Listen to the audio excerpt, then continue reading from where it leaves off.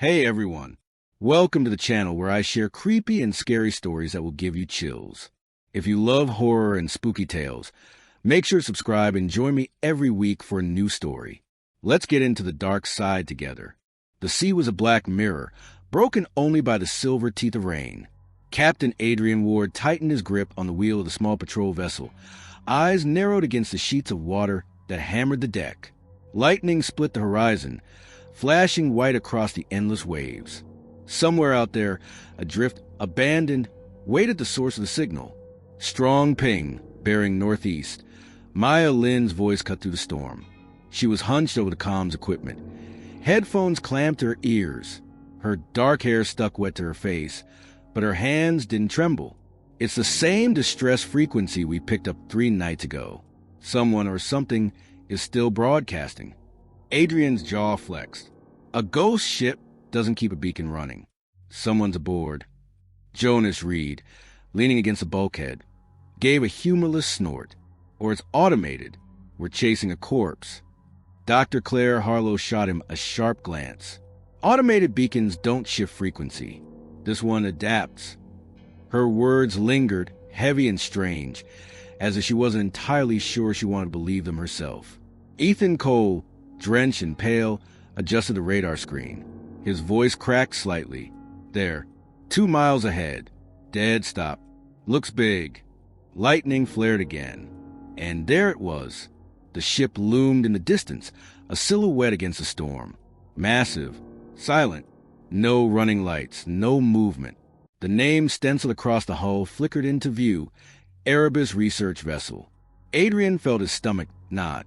He'd heard that name before, in half-buried reports the Navy had long since tried to forget. Rumors of deep-sea experiments. Projects no one admitted existed. Bring us alongside, Adrian ordered. The closer they came, the more wrong the ship looked. Rust streaked its sides like dried blood. Windows gaped like empty sockets. The deck was slick with rain, but otherwise untouched, as if no human hand had set foot there in years. And yet the beacon pulsed steadily, echoing into the night. They tied off, the patrol vessel dwarfed by the shadow of the Erebus. The gangway groaned as Adrian climbed first, shotgun slung across his back. The others followed, Claire clutching her satchel of instruments, Jonas with his knife at his belt, Ethan lugging the portable scanner, and Maya bringing up the rear, her hand pressed protectively to the radio pack. The deck shuddered beneath their boots.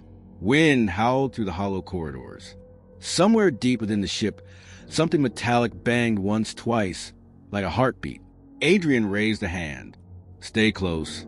No splitting up. But even as he spoke, he knew the Erebus had already swallowed them. The storm raged on outside. Inside, silence pressed in, thick and suffocating. The beacon ticked faintly through the static of Maya's radio. And then, for just a second, Evelyn swore she heard it change, turning into something almost like a whisper. Welcome back. Back. The word echoed inside Adrian's skull, as if it had been spoken directly into his bones. He shook it off, telling himself it was just a storm, just exhaustion. But the way Maya glanced at him told him she'd heard it too. The group stood in the entry corridor of the Erebus, water dripping steadily from the beams above. The air smelled of salt, rust, and something faintly chemical. Their flashlights carved weak tunnels through the dark, illuminating peeling paint and broken signs. Ethan swallowed hard. This place looks dead. Claire's eyes, however, gleamed with fascination. Look at these markings. She brushed her hand over faded stencils on the wall. E-block, specimen storage, lab access. The lettering was in English, but beneath it, scratched crudely into the metal, were symbols that didn't belong to any known language. Curved, jagged lines like an alphabet designed to cut flesh. Jonas muttered, science fiction bullshit. Yet his hand tightened on the handle of his knife. Adrian led them deeper. Their boots echoed hollowly, the sound swallowed almost immediately by the oppressive silence. Once, twice, they passed broken portholes, rain splattering in. Beyond, only the endless sea. They reached a wide metal door half torn from its hinges. Inside was a lab. Glass beakers lay shattered across the floor. Metal tables were overturned. A microscope rested on its side, Its lens cracked like a blind eye. But the strangest thing was the cages. Rows of them, lining the walls. Some were empty, doors bent open. Others still bore the stench of rot, though no bones remained. Claire crouched near a table, brushing aside scattered papers stiff with mold. She held one up to the beam of her flashlight. This isn't standard biology. These equations are temporal matrices. This ship wasn't studying marine life. They were experimenting with time. Ethan let out a shaky laugh. Time? That's not even possible. Jonas growled. Whatever they were doing, it didn't end well. He pointed at the far wall, where deep claw marks raked across the steel. Whatever had made them was strong enough to gouge metal like butter. Maya's radio hissed. Static crackled. Then a burst of distressed beacon tone. But woven inside it now, faint but clear, was a voice. Help us! It's still here. Don't let it see you. Everyone froze. Adrian's knuckles whitened on the shotgun. That was no automated message. The lights overhead flickered once. For just a fraction of a second, the lab was bathed in a dim, electric glow, and all 5 of them saw it. A shadow standing at the far end of the room. Human shape, but wrong. Its limbs too long, its head tilted at an impossible angle. And then the light died again, plunging the room back into darkness. Ethan's breath broke into a sob. Did anyone else? Shut up, Jonas hissed. Adrian steadied himself, scanning the dark with his flashlight. Stay together. Nobody moves alone. But Claire whispered, almost to herself, her voice trembling with awe instead of fear. What if it's us? The word lingered in the stale air of the laboratory, like a question no one wanted to answer. Adrian's flashlight beam quivered as he swept it across the shattered room, searching for the shadow they had seen. But there was nothing now, only overturned chairs and the steady drip of water from the ceiling. Everyone move, Adrian ordered. His voice was iron, but underneath it, something fragile was breaking. They filed into the hallway again, boots squeaking against the damp floor. The corridor stretched endlessly, lined with sealed doors marked with rusted numbers. The deeper they went, the colder it grew, as though the ship itself had sunk them into a place below the ocean. Ethan clutched the portable scanner to his chest. I'm picking up movement, he whispered. His screen was a mess of static blips, but one pulse steady, just a few meters behind them. Something's following. Jonas immediately spun, knife glinting under the dim light. Show yourself. His voice bounced down the corridor, swallowed by silence. Nothing moved. Then, bang. A door slammed shut somewhere down the hall. Everyone froze. Adrian raised his shotgun, leading them forward. The door at the end of the corridor creaked open slowly as they approached, metal groaning like a wounded animal. Inside was another lab, but this one was different, clean, intact, as though time itself hadn't touched it. Instruments gleamed. Papers lay in neat stacks. Monitors hummed faintly, though no power should have been running. Claire stepped inside, entranced. It's impossible. This room is untouched. As if her voice trailed off. As if we stepped backward, Adrian muttered. Maya's radio hissed again, spitting out broken words. But this time it wasn't strangers. It was her own voice. Maya, don't stay here. Get out before it. The transmission cut, leaving only static. Maya staggered back, face pale. That was me. My voice. Ethan shook his head violently. No. Radios don't play back the future, Jonas growled. Maybe they do on this fucking ship. Adrian scanned the corners of the room. Every instinct screamed trap. But Claire's hands were shaking as she flipped through a logbook lying on the desk. Her breath caught. Listen to this. Subject displayed recursive patterns of consciousness. Mirrors were no longer reflective. They became windows. As if to prove her words true, the tall mirror at the far wall, its surface impossibly clean, flawless, shivered. Adrian leveled his shotgun at it. Don't move. Because the reflection staring back at them wasn't theirs. It was 5 figures, arranged exactly as they were, but each twisted wrong.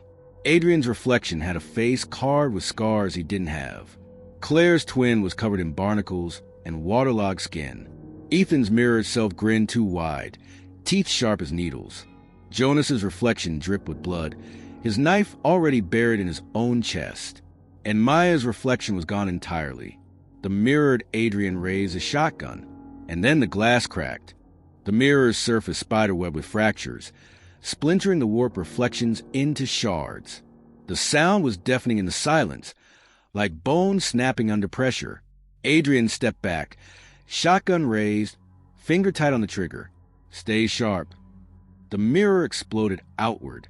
Shards of glass whirled across the room, slicing the air like razors. Ethan cried out as a sliver grazed his cheek, drawing blood. Jonas ducked instinctively, but when he raised his head again, his reflection was gone. The mirror's surface was nothing but a ragged hole, and beyond it, darkness. Not ordinary darkness, but a pulsing liquid void, as though the glass had been nothing more than a skin over something alive, something watching. And then the reflections stepped through. The twisted versions of crew emerged from the void one by one, their movements jerky, unnatural. Adrian scarred double raised its shotgun in perfect sync with him, but the barrel was aimed directly at Adrian's head. Claire's waterlogged twin dripped black brine onto the floor, leaving stains that hissed as if the ship itself rejected it. Ethan's grinning double whispered nonsense words, syllables slithering across the room. Jonas's bleeding twin pulled the knife from its chest, and the wound didn't close. It gaped wider, spraying the walls with something too dark to be blood. Maya's reflection still wasn't there. Back! Adrian barked, pulling the trigger. The blast ripped through the doppelganger's shoulder, scattering fragments of brine and rot instead of flesh. But the creature didn't fall. It simply tilted its head and smiled with Adrian's mouth. Jonas roared and lunged his twin, blades clashing in a shower of sparks. But his reflection fought back with perfect symmetry. Every strike countered, every motion anticipated. Claire screamed as her mirror self lunged, wet hands reaching for her throat. Ethan tried to pull her away, but his own reflection seized him, whispering in his ear. Ethan's eyes widened in terror, then confusion, as though the words made sense to him. Maya fumbled with the radio, static shrieking from the speakers. She screamed into the receiver, "Help us! Someone, anyone!" And then, beneath the static, she heard her own voice again. "Don't scream, Maya. They'll know where you are." Her blood ran cold. Adrian blasted again, shattering the reflection's face into fragments, but already it was reforming, bone knitting, flesh pulling back together. "Move!" he shouted. "Out now!" The crew stumbled out into the corridor, slamming the broken lab door shut behind them. The sound of mirrored fists pounding from the other side echoed through the hall, rattling the walls. Ethan's hands were shaking violently. "They're us. They're us. How do you fight yourself?" Jonas wiped blood from his forehead and snarled. "Simple. You kill first."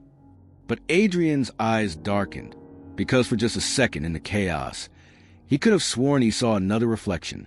Not of the crew, not of anything human. Something vast, faceless, waiting in the cracks of the mirror. Something that wasn't a reflection at all. All corridors looked the same now. The metal walls bled rust, the floor slick with seawater that had no source. Their flashlights sputtered, beams dimming as though the darkness itself fed on the light. Adrian led the group forward, counting every step. "We keep moving, stick together. We find the bridge, get the logs, and we get the hell out." But the ship had other plans. They passed the same torn door twice, though Adrian swore they had gone straight. Ethan's scanner beeped erratically, unable to map their path. And when Maya checked her compass, the needle spun wildly, as if magnetized by an unseen force. "The halls are shifting," Claire whispered. She trailed her fingers along the wall, like the ship is alive. "It's remembering where we are." Jonas spat. "Ships don't remember. They sink." Yet as they turned another corner, they froze. Because at the end of the corridor stood Claire. Not waterlogged, not twisted, just Claire. Oh, terrified. She looked at them as if they were the monsters. "Help me," she begged. "They trapped me in here. You're not real. None of you are real." The other Claire screamed and vanished into the dark. The real Claire clutched the logbook to her chest, shaking. That wasn't me. That wasn't me. Adrian's jaw clenched. This ship is showing us copies. Fractures. We ignore them. But then the walls groaned. Lights above flickered. And with a violent shudder, the entire corridor split down the middle like a mouth opening. Steel screamed, the floor tilting beneath their boots. Run! Adrian barked. They bolted, water rushing under their feet as the hallway bent and twisted. Adrian turned to grab Maya, but she wasn't there anymore. Maya! He shouted. His voice was swallowed by the roar of metal. She was gone. Adrian, Jonas, Claire, and Ethan stumbled into a vast chamber. It wasn't on any ship blueprint Adrian had ever seen. The walls were lined with enormous tanks, glass blackened with whatever had once filled them.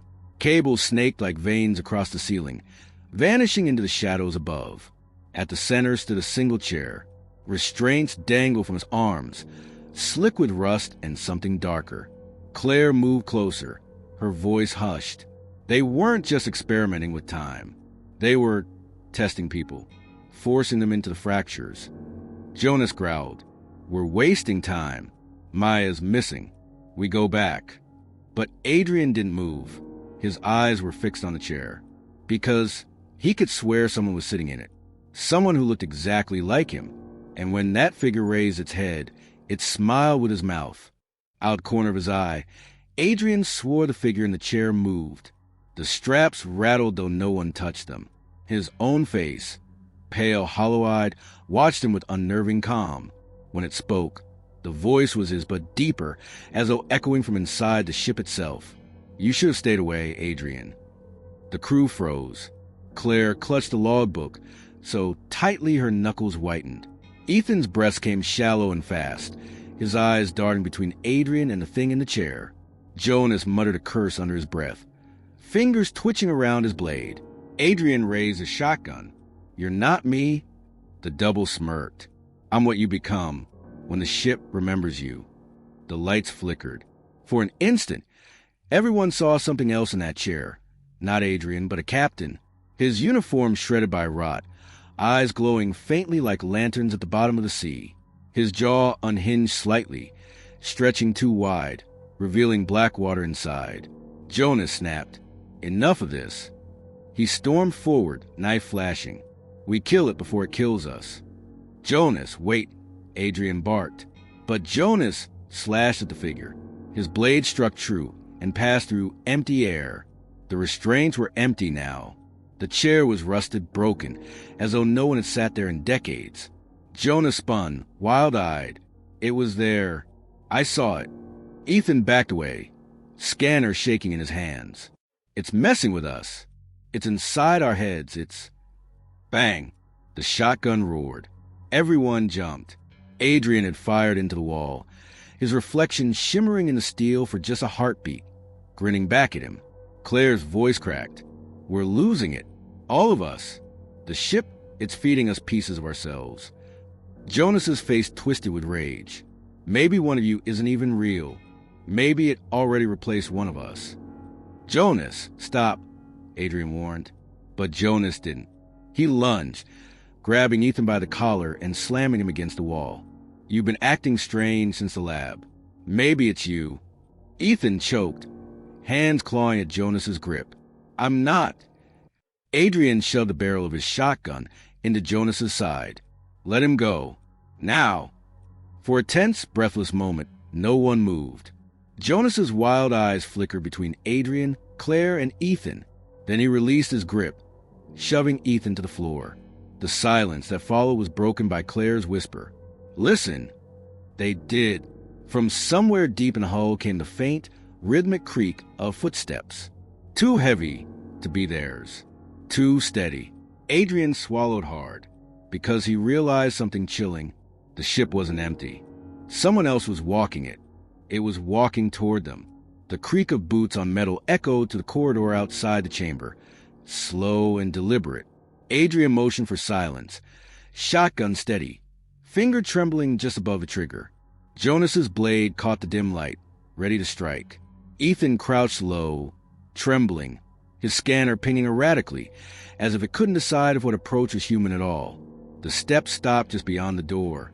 For a long moment, the only sound was dripping water from the ceiling. Then, 3 sharp knocks. Knock, knock, knock. Adrian froze.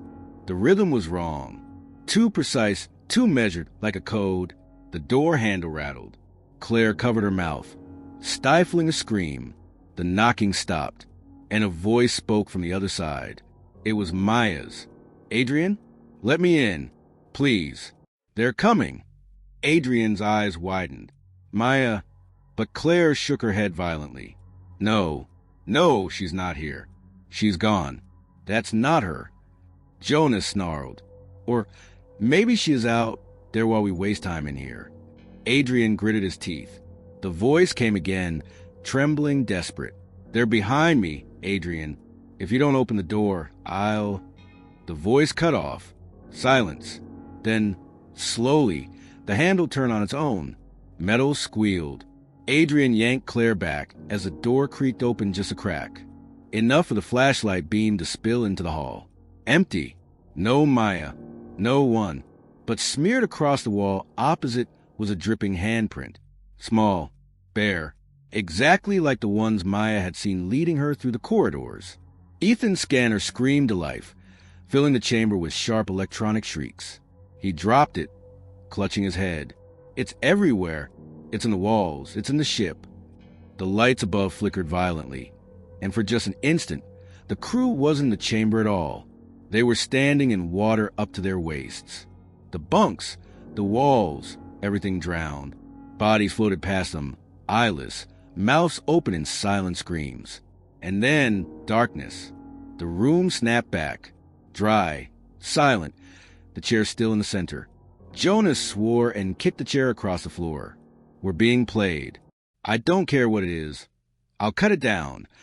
Adrian turned slowly toward the doorway, because standing there, half hidden in shadow, was a figure, its head tilted unnaturally to the side, face obscured.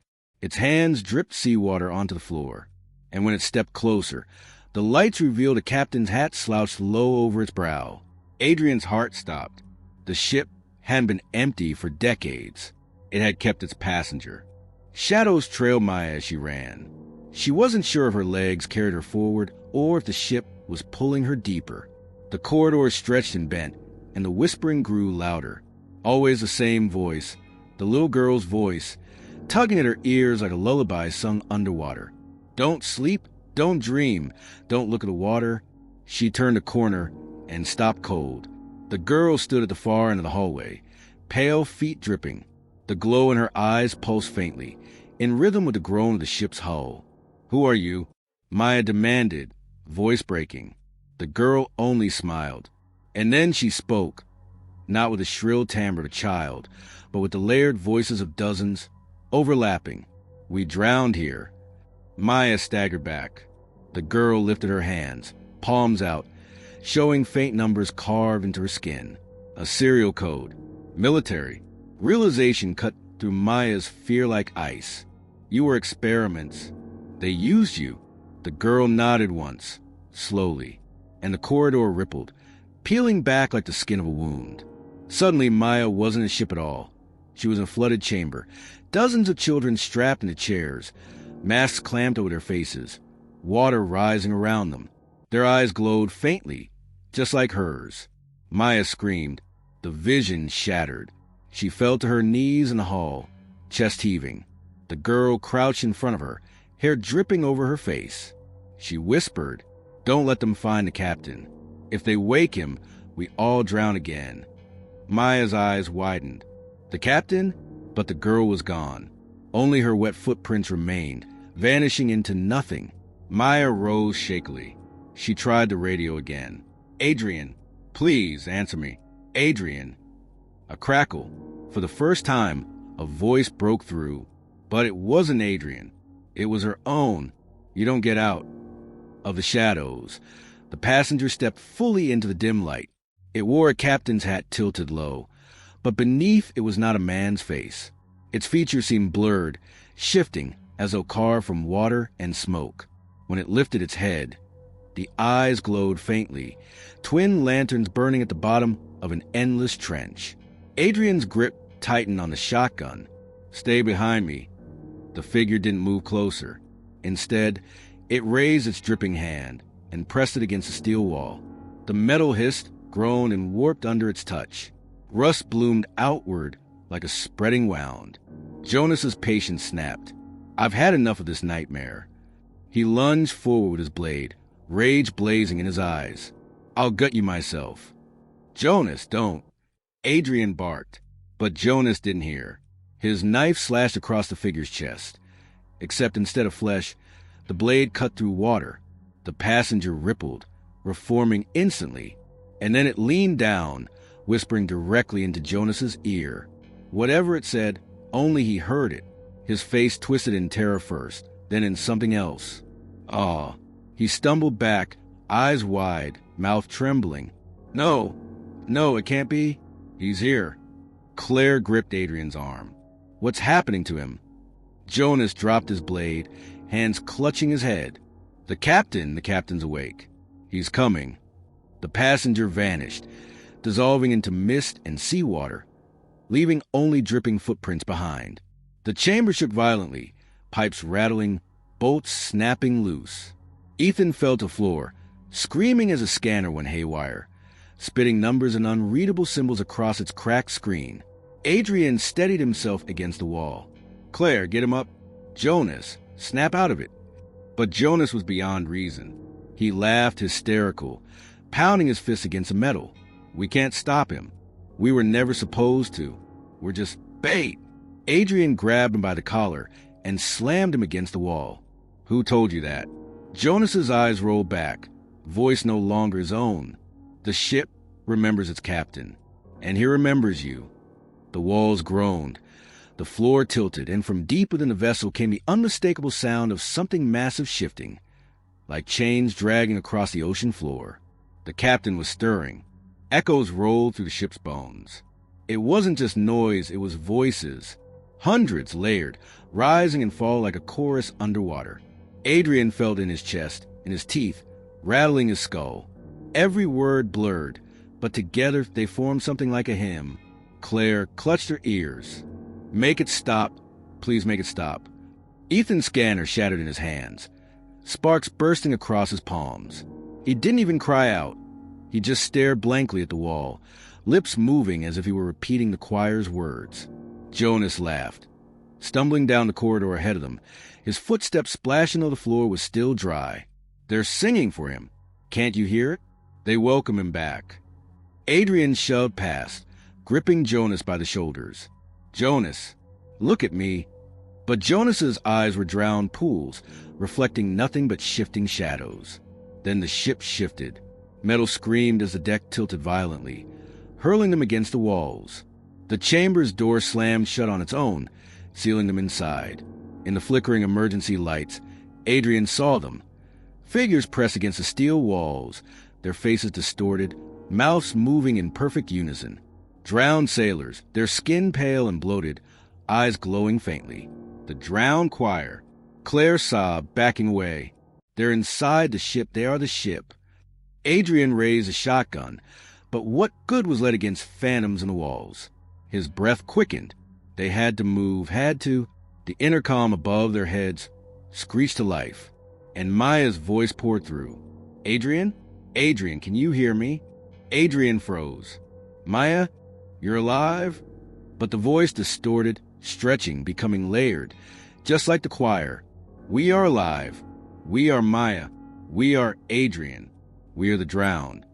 Jonas fell to his knees, arms wide, welcoming the storm. "The captain is almost here, and when he arrives, there will be no difference between us.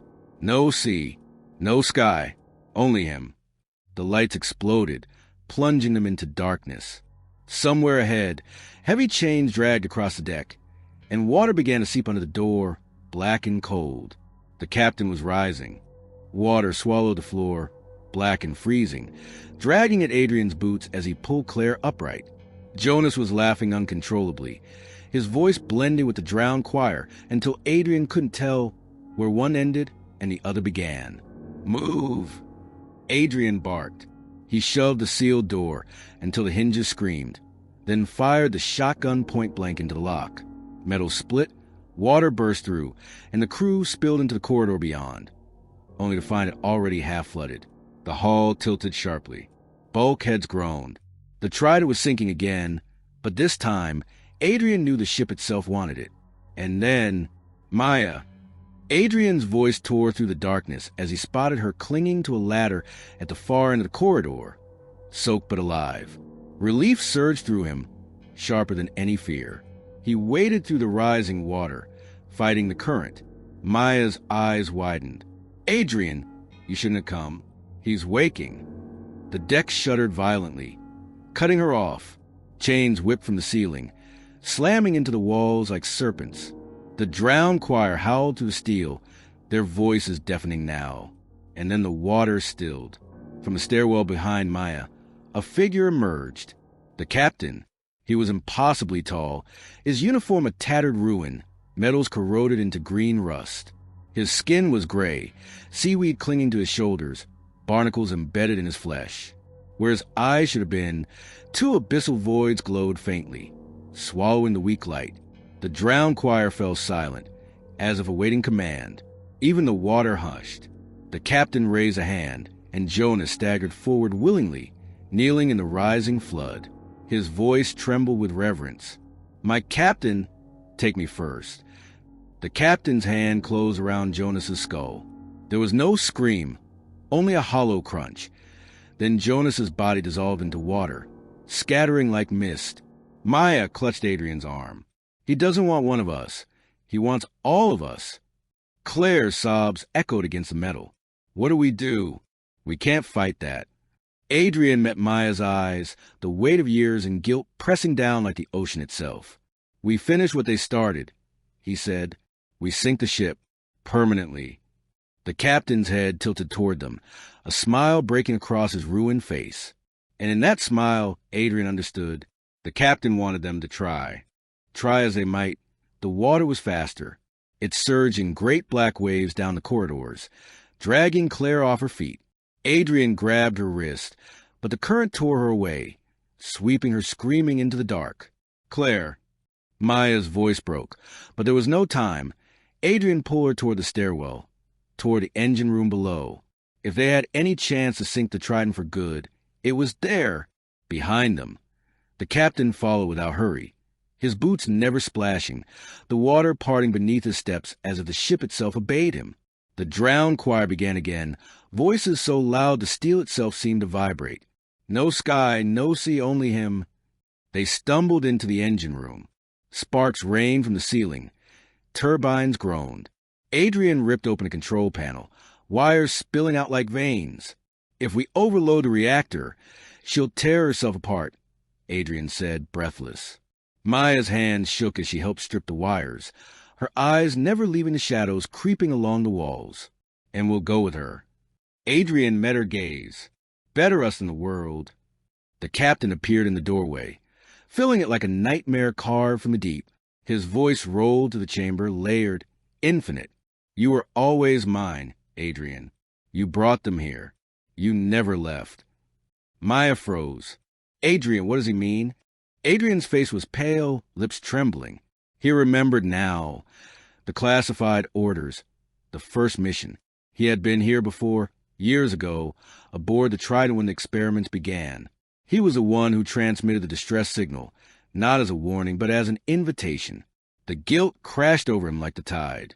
I led us back here. The captain stepped closer, water rising to Adrian's chest. Chains whipped around the turbines, dragging the machinery apart.